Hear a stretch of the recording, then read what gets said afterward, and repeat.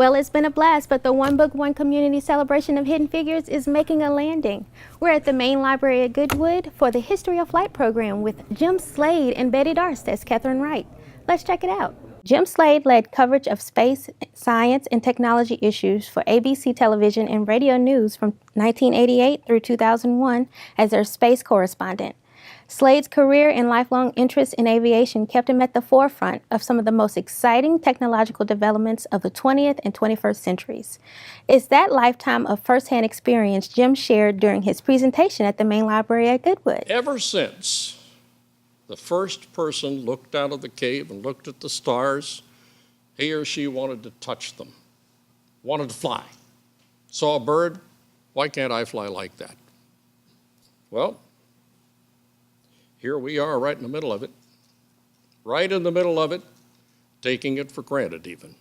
Well, I do a lot of narration. I lead you through the list of characters, but the pictures on the screen move along and take you from a chronological point to the next chronological point, and we build up the story of aviation in the first 100 years of this country. We go from Kitty Hawk in 1903 to the surface of the moon in 1969. Jim shared the stage with dramatist and historian Betty Darst, who adopted the persona of Katherine Wright, the younger sister of Orville and Wilbur Wright.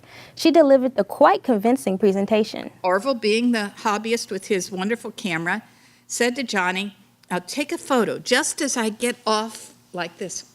And Johnny, afterwards, they said, "Did you do it?" He said, "I don't know." You know, he got so captivated with it, and it wasn't until they got home that they found out that he really did get this photo. The interesting thing is how many of the big events, the milestones, were the product of one or two individuals who inspired others to get them there. The Rascals did it. They did it the way when others said it couldn't be done. The first 100 years of flight are full of rascals. Now let's just take a few in chronological order. It was at the beginning, a fairly small group of people that actually got us into space.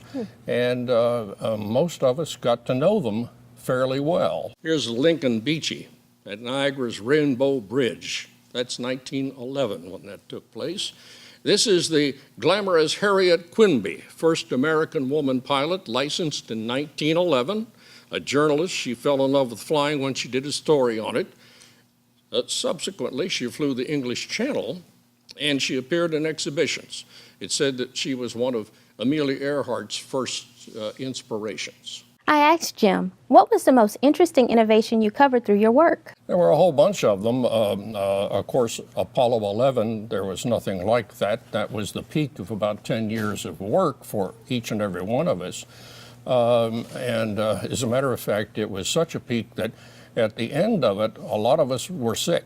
We had physical, not mental, a lot of people thought so, but we had physical breakdowns that required doctor's treatment because, I guess, of the emotional intensity of what we were doing, knowing that we'd only get to do this once, and you want to get it right. Returning from the 1901 tests, his glider test at Kitty Hawk, Wilbur declared that man would never fly in 1,000 years. Jim's firsthand experiences really helped bring the legacy of flight to life. I wondered, what advice would he give to an aspiring space journalist today? You consider yourself a person who is an interpreter for the public. You're sort of the go-between. You have to be able to speak the engineer's language and know what they're saying and what it means in order to make it simple enough for the average person who doesn't follow it day to day to make any sense out of it. Yeah. So it's an important, pivotal position, and if you don't do your homework, you're cheating the person on the other end. Wow, those two really make history sound like a lot of fun. To find out what's coming up next at your library, pick up a copy of our monthly newsletter, The Source, or visit us online at www.ebrpl.com.